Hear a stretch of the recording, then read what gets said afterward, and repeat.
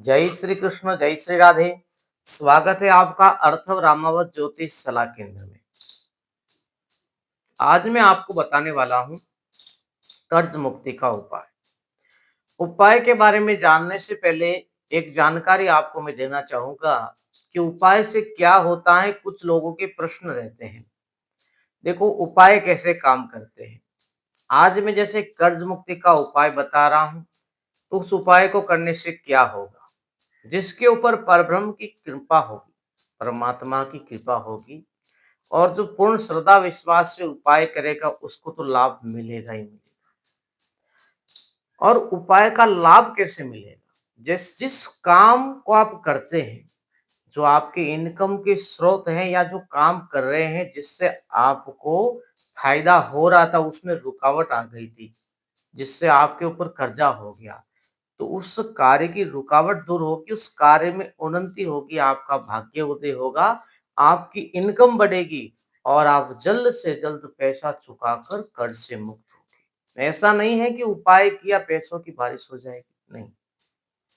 उपाय इस प्रकार से काम करता है कि जो व्यक्ति आप में पैसा मांग रहा है, वो आपको परेशान कर रहा है, तो वह आपको परेशान नहीं करेगा, उससे राहत मिलेगी। आप धीरे-धीरे उस उनको पैसे चुकाते जाएँगे, वैसे-वैसे आपका कर्ज उतरता जाएगा।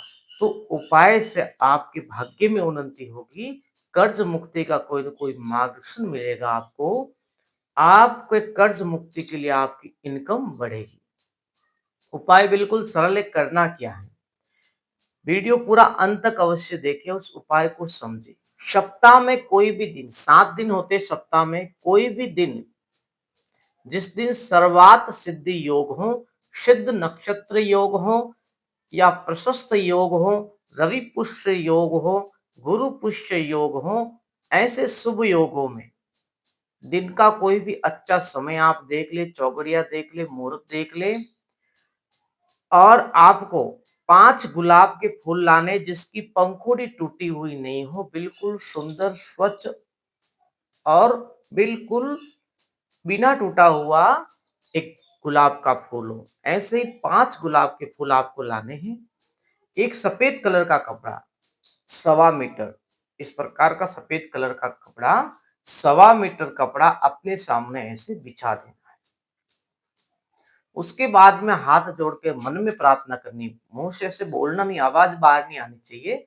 मन में प्रार्थना करनी है, हे परम परमात्मा, हे लक्ष्मीनारायण भगवान, हे कुबेर देवता, हे धनवंत देवता, मेरे कार्य में ऐसी उन्नति दे, मेरे भाग्य में ऐसा योग बनाए कि मेरी इनकम अच्छी हो और मैं शीघ्र से शीघ्र कर्ज के पैसे चुकाकर कर्ज से मुक्त हूँ, ऐसी मुझ पर कृपा करें। इसके बाद में आपको क्या करना है, एक एक गुलाब का फूल लेना है। एक एक गुलाब का, मान लिए ये गुलाब का फूल है, ठीक है, मान लिया। इस गुलाब के फूल को क्या करना है, लेना है, इस व्हाइट कलर के एक कोने में इस प्रकार से बांध देना। 1.25 मीटर कपड़े के एक कोने में एक गुलाब का फूल ऐसे बांध दिया। इसी प्रकार से दूसरा कोना लेना है, उसमें गुलाब का फूल रखना है, उस कोने पर भी ऐसे गांठ लगा देनी, बांध देना है। उसके बाद में तीसरा फूल लेना है, उस कोने में भी गुलाब का फूल रखकर उस कोने को भी बांध देना। इस अब आपको चौथा गुलाब का फूल लेना है और चौथे कोने में भी इसी प्रकार से चौथे गुलाब के फूल को बांध देना है। अब रहेगा 5वां फूल, तो 5वां फूल आपको बीच में सेंटर में रखना है, ठीक है। और इस प्रकार से ऐसा लंबा कपड़ा होगा, तो यहाँ पर आप गुलाब के फूल को ऐसे बीच में गांठ लगा दें, ठीक है। इस प्रकार से लगाने के बाद ये हो गई, ये 4 कोने ऊपर हो जाएगी। अब इसको आप ऐसा कैसा लेके जाए, कहाँ पर, किसी पवित्र नदी के किनारे, बहता हुआ पानी, जो स्वच्छ जल बह रहा हो, निरंतर बहता हुआ पानी होगा तो वो साफ सुथरा होगा।